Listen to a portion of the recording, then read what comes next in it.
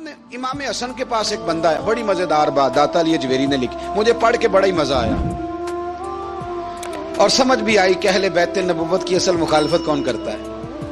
ایک شخص آیا تو اس نے آ کے نا معاذ اللہ حضرت مولا علی شیر خدا کو، معاذ اللہ ثم معاذ اللہ، امام حسن کے والد کو برا بلا کہا، پھر امام حسن کو کہا، وہ برا بلا کہتا جا رہا ہے، امام حسن مسکراتے جا رہے ہیں، ہنستے جا رہے ہیں۔ انجوائے کرنے کا آپ کا موڈ بن جائے تو سب کچھ انجوائے ہو سکتا ہے، لیکن اگر آپ نے مرچیں دانتوں کے نیچے رکھ کے اچھی طرح چبا لی ہوں اور کانوں سے بھی دھواں نکل رہا ہو تو پھر تو بھائی کوئی چیز بھی انجوائے نہیں ہوتی۔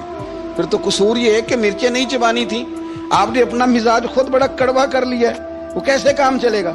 وہ آیا تو اس نے آ کے نا امام حسن کو، آپ کے والد کو معاذ اللہ ثم معاذ اللہ نقل کفر نہ باشد برا بلا کا، وہ کہتا جا رہا ہے، امام صاحب ہنستے جا رہے ہیں۔ جب وہ تھک گیا تو امام حسن فرمانے لگے، روٹی کھانی ہے؟ بھوک تو نہیں لگی ہوئی؟ کہنے لگا بڑی لگی ہوئی ہے۔ فرمانے لگے اس کو روٹی کھلاؤ، اس کو روٹی کھلائی، فرمایا تیرا حال؟ کہنے لگا بڑا غریب ہوں۔ ایک پیالے میں چاندی بھر کے امام حسن نے اسے دی، اور جب اس کو دے دی نا تو غور سے چہرہ دیکھنے لگا، کہنے لگا آپ کا حلم دیکھ کے، سخاوت دیکھ کے مجھے یقین آ گیا ہے کہ آپ واقعی خون رسول ہیں۔ امام صاحب فرمانے لگے یہ بیچارہ اصل میں تنگ ہے اپنی زندگی سے، اصل اس کا حال کوئی نہیں، تو میرے ساتھ یہ حرکتیں کر رہا ہے۔ تو یہ آپ سمجھیں اس بات کو، کچھ لوگ بیچارے ویسے ہی تنگ ہوتے ہیں، پریشان ہوتے ہیں، ویسے ہی بلا وجہ معاملہ ہی کوئی نہیں۔ امام حسن رضی اللہ تعالیٰ نے ہمیں سبق دیا ہے۔ وہ علامہ اقبال کہتے ہیں کہ ایک مولانا نا میرے سامنے نا ایک بھوکے آدمی کو سامنے بٹھا کے تو حدیث پاک کا درس دے رہے تھے۔ بندے کو بھوک بڑی لگی ہوئی تھی، وہ درس دیتا جا رہا ہے۔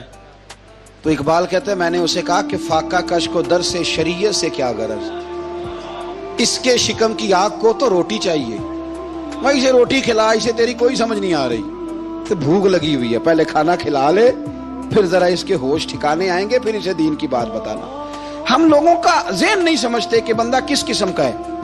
سارے ہی صحابہ حیا والے تھے، سارے ہی اکرام والے تھے، اور حضور سید عالم صلی اللہ علیہ وسلم کی پیاری زوجہ حضرت عائشہ صدیقہ رضی اللہ تعالیٰ عنہ فرماتی ہیں کہ میں حضور کے گھر میں پردے کے پیچھے دیکھ رہی تھی، نبی کریم آرام فرمائے تو حضور کی نا تہمت مبارک پنڈلیوں سے ذرا اونچی ہو گئی، پنڈلیوں سے ٹخنوں تک مرد کا چھپا ہوا ہو تو وہ جائز ہے، اس سے نیچے ننگا نہیں کرنا چاہیے، اوپر اس سے ٹخنوں سے اوپر، نیچے ہو بھی جائے تو خیر ہے۔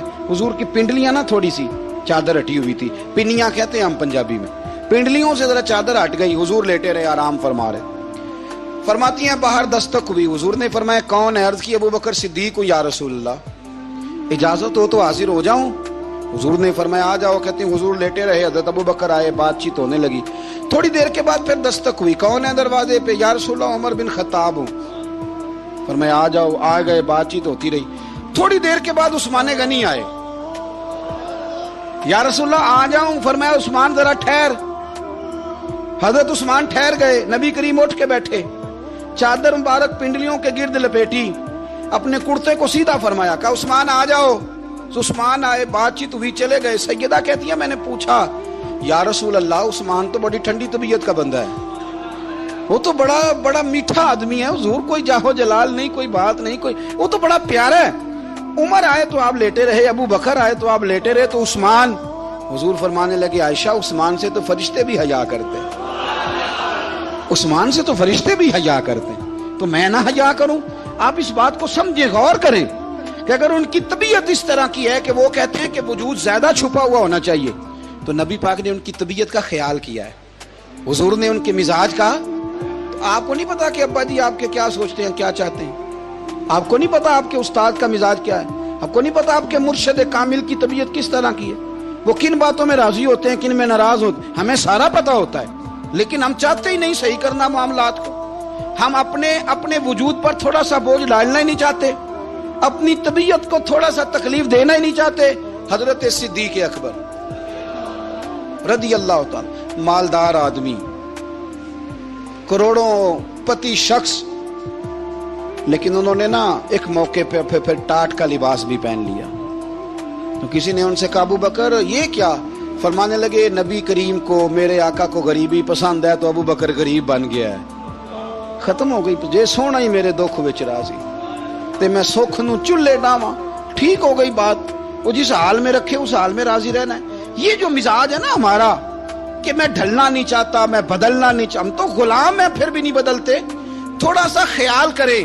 میں کہا کرتا ہوں کہ اماں کو زیادہ نہیں ضرورت پیسوں کی. ہاں ماں تو ماں ہوتی ہے, وہ کو ریٹ لگا کے تیرے سے پیسے مانگے گی. اماں کو تو بس اتنی ضرورت ہے کہ ماں جو کہہ دے جی کر دو. ماں کو تو اتنی ضرورت ہے کہ 2 منٹ رات کو بیٹھ جاؤ پیروں میں, اماں لا تیرے پیر دبا دوں, بھائی اتنا ہی کافی ہے. وہ کہے گی اوہ ہو میرا پتر بڑا چنگا. اللہ وہی انج دی اولاد سارے نو دے. او بھائی ایسے کر دے. وہ تو سویرے پورے محلے کو ابا جی کو کوئی نہیں ضرورت تیرے پیسوں کی. ہاں نا, ان کو تو ضرورت ہے. تو کبھی کبھی تو ان کو موٹر سائیکل پہ بٹھائے اور کہ ابا جی منڈی جانا تھا, میرا دل تھا کٹھے چلیں گے, آئیں ذرا پیار سے چلتے ہیں. کبھی ان سے پیار کرے, کبھی کہے ذرا کندھے نہ دباؤں. او یارو اس کی ضرورت ہے, نہیں ضرورت مرشد کامل کو کسی کے پیسوں کی. نہ, اللہ جانتا ہے جو کامل آدمی ہوتا ہے اسے ضرورت ہی نہیں ہوتی. اسے تو اتنی ضرورت ہوتی ہے کہ اس نے کہہ دیا سیانے بن جاؤ تو سیانے بن جاؤ. اس نے کہہ دیا نیک ہو جاؤ تو نیک. اس نے کہا ہے کہ آج آ جانا تو پھر, اور نہ یار کہاں ضرورت ہے تیری. میں اتنا ہی بڑا. ہم لوگ دوسروں کے بارے میں سوچتے ہی نہیں. بس میں مجھے سکون دو, میرے مطابق ڈھل جاؤ, میری بات کرو. اور نہ یارو میرے رسول کریم, میرے نبی رحمت سرور دو عالم صلی اللہ علیہ وسلم دوسروں کا خیال کرتے, ان کے مزاجوں کا خیال